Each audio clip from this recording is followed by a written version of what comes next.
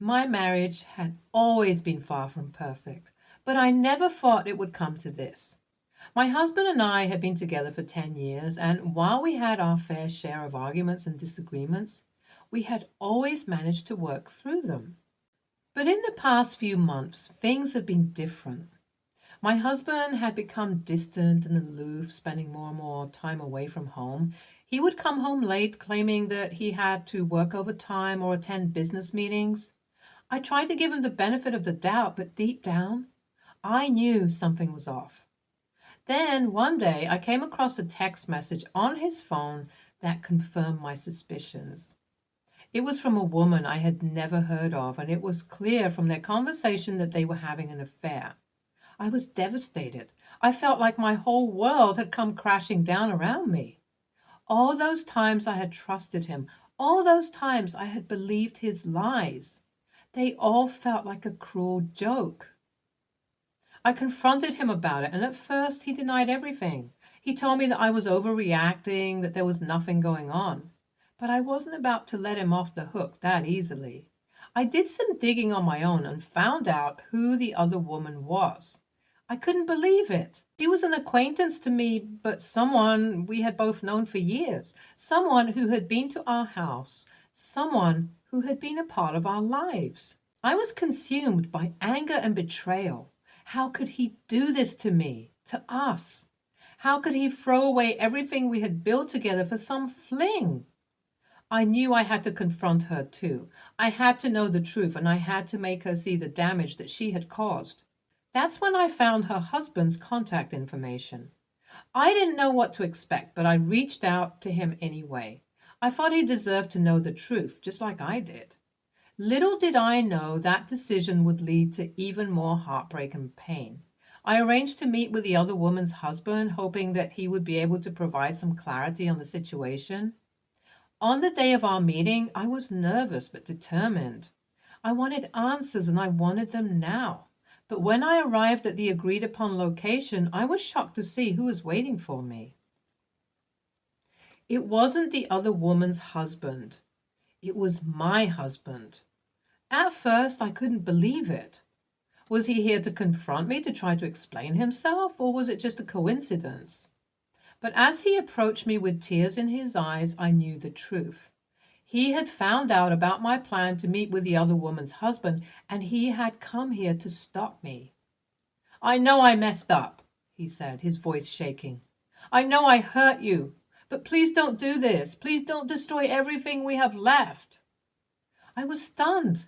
My husband was standing in front of me, the man I had loved and trusted for so many years, and he was begging me not to destroy everything we had left. But how could he accuse me of that when he was the one who destroyed it all in the first place? How could he stand there and pretend like he had done nothing wrong, like it was all my fault?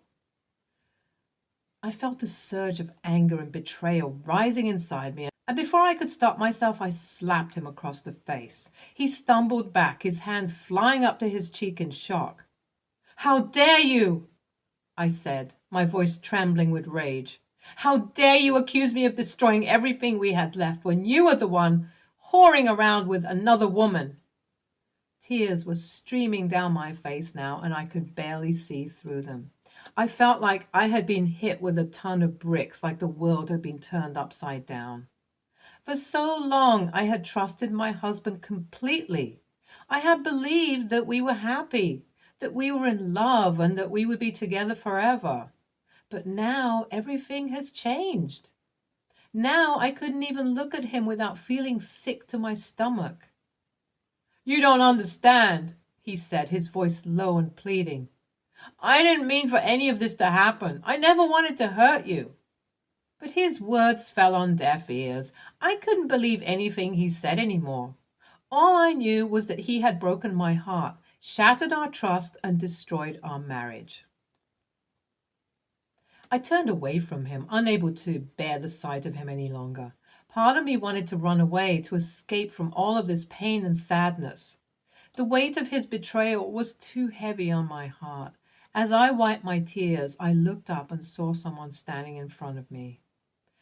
At first, I couldn't make out who it was through my blurred vision, but as I wiped my eyes, I saw that it was him, my high school sweetheart. He introduced himself as the affair partner's husband. And for a moment, I thought that my husband had made my worst nightmare come true. All of the fear, pain, and sadness that I had been feeling suddenly came flooding back, and I felt like I was drowning in it. I couldn't believe that this was happening to me, that my life had taken such a sharp turn for the worse, and then, before I could even process what was happening, I burst into tears. The sobs racked my body, and I felt like I couldn't stop them no matter how hard I tried. It was like everything that I had been holding back, all of the pain, anger, and sadness, was finally coming to the surface.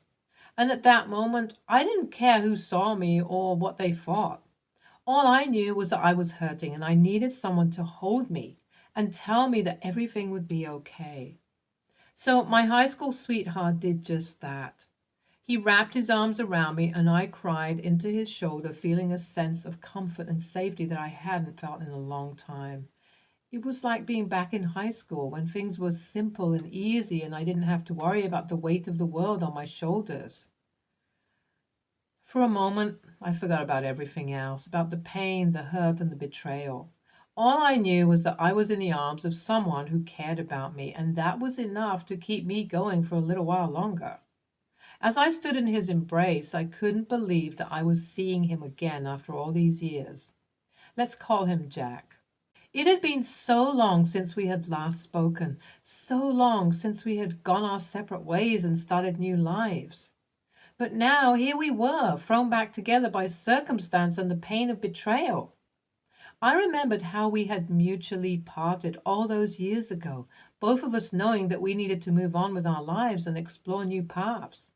But now, as I looked into his eyes, I saw something there that I hadn't seen before. A sense of longing, of regret, of what could have been. And I knew that I felt the same way. But before we could even say anything, my husband tried to remove Jack's hands from around me, but he was just pushed back by him.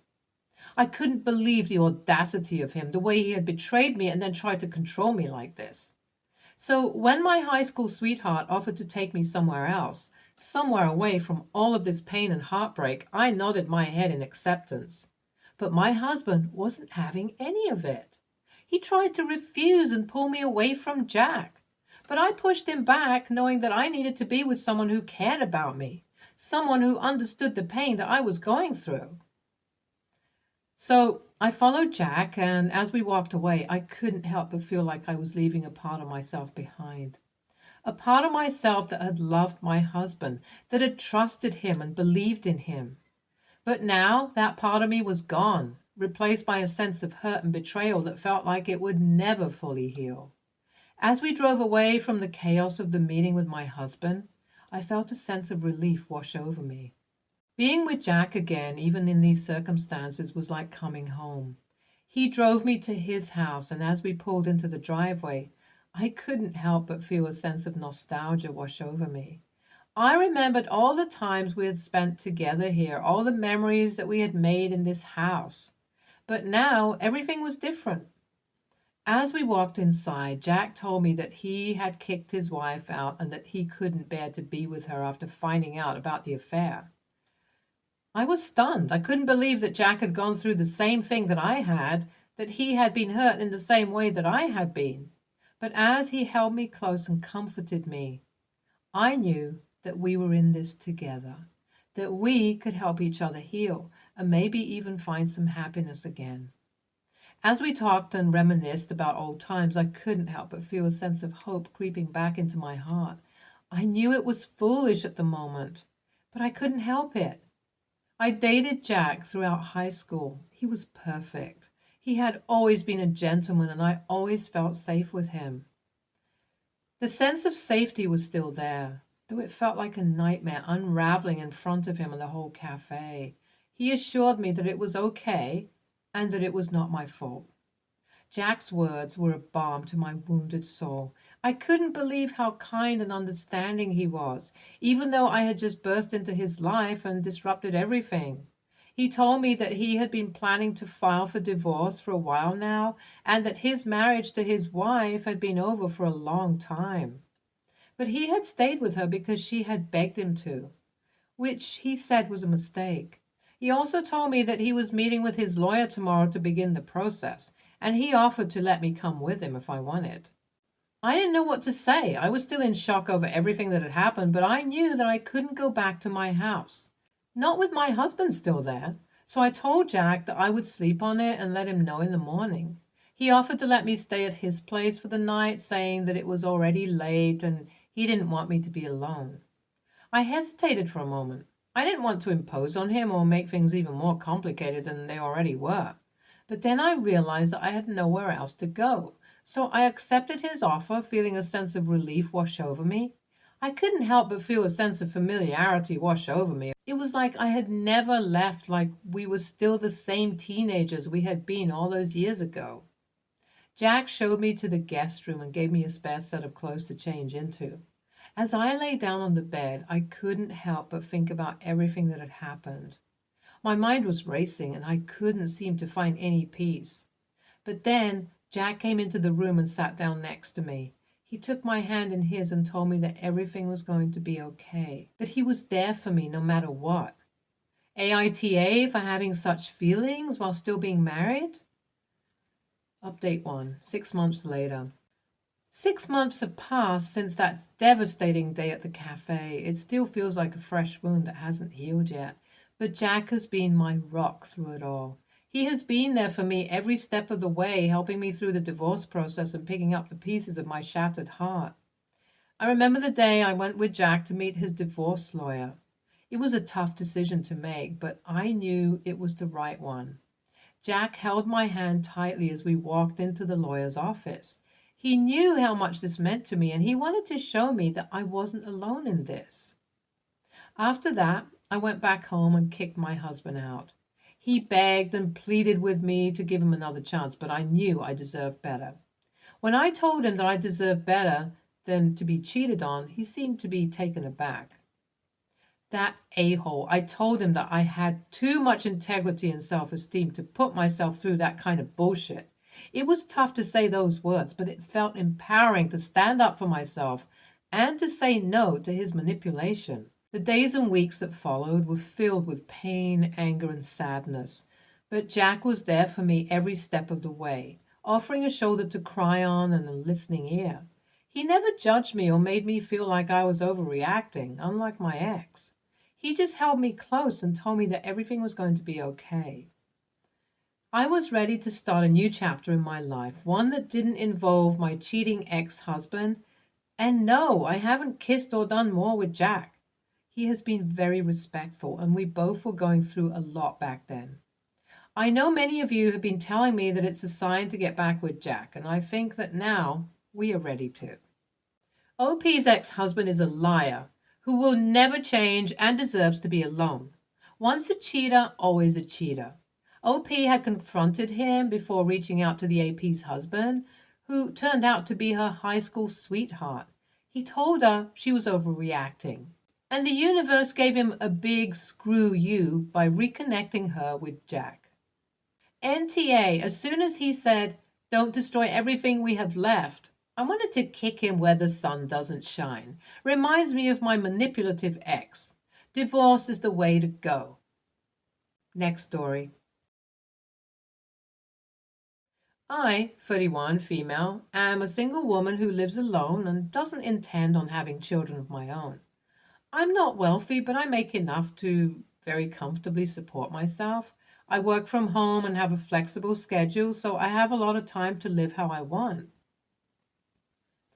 I have a complicated friendship with Emma, 27, female, because I love her, but she frustrates me. Emma is a single mom with 2 children.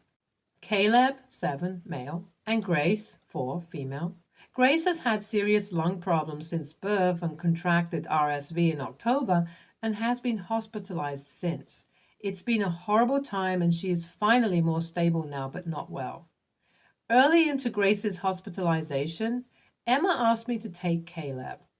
Emma lives with her parents who were not willing to watch him full time, so I happily took him in and temporarily converted my den into a room for him. He's a sweet kid who's been through a lot, and I'm happy to give him some quiet space. I've never taken care of a child long term before, and my life was not set up for kids, but he has adjusted well. I love cooking and collecting special ingredients to use and trying new recipes, and Caleb just rolled with it. I grow microgreens at home, and he's loved watching the process and incorporating them into his food. He hasn't liked everything, but he's always willing to try. I love painting, and we've been having craft nights where he gets to experiment with his own canvases, which he's enjoyed. We also take trips to museums and shows. I've kept up my regular life, and luckily, he was thrilled to come along. I would have struggled to come up with a more kid-specific lifestyle. Emma usually only calls weekly and sees him maybe once or twice a month, which bothers me. But the Grace situation must be draining, so I try not to hold against her. But it does mean that Emma really has no idea what we do day to day. Yesterday was Christmas, and he was going home to visit his mom. I sent him with his gifts, shoes and books, plus gifts for his mom and sister. His grandma dropped him off last night and didn't really say much to me, which was weird. Caleb looked sad and didn't want to talk about it, so I let it be and we watched a movie before bed. Late that night, I got a call from Emma screaming at me for ruining her relationship with her son. I guess it didn't go super well, and she feels that Caleb is now spoiled because of me, and that what she can provide is no longer good enough for him. He wants to make kimchi with her. He wants to get a cat. He didn't want the mac and cheese his mom made for him. When Emma gave him a new coloring book, he told her about the paintings instead and asked her to get the supplies so they could do it together when he went back home. He asked why she never takes him to museums. I was so thrown off by the screaming that I yelled back and told her I wasn't going to downgrade my life to suit her expectations. And she hung up on me. I feel guilty now. I really hadn't considered how I could be affecting Caleb's tastes long term, but I think she should have thought about that herself. She knows how I live. NTA, wow. You are a hero for taking on the added responsibility of a child for long stretches of time, and I'm assuming you are paying for the extra food, etc. I'm a bit surprised that the family didn't step up. However, I don't know the situation. They may be ill or something. You have been a wonderful friend to them, and it's a shame they can't see it. Not many people would have taken on this responsibility. In the process, you have opened the child's mind to new things such as museums, which is always great and a broadening experience for the child. If your friend is mad, they can always find somewhere else for the child to stay. And if the friend's bad behavior persists, you might insist on it. The person seems very ungrateful for what you have done. Reply to 1. In regards to her family, they're being dicks. That's it. They won't care for him because they want her to move out and stop depending on them. I understand their position in general, but this is not typical circumstances, and they're being a-holes. NaH, your friend is having a hard time now because of her daughter's health situation, but she may never be in a position to do all the stuff with Caleb that you have been doing. Caleb will understand in time that she is his mother and that the relationship you have with him is wonderful, but not that of a mother and son. In no way will I suggest to you that you lower your standards for how you treat Caleb or the activities he and you have together. In time, his mother will be grateful that you are taking so good care of her son and doing so much to make him miss her as little as possible.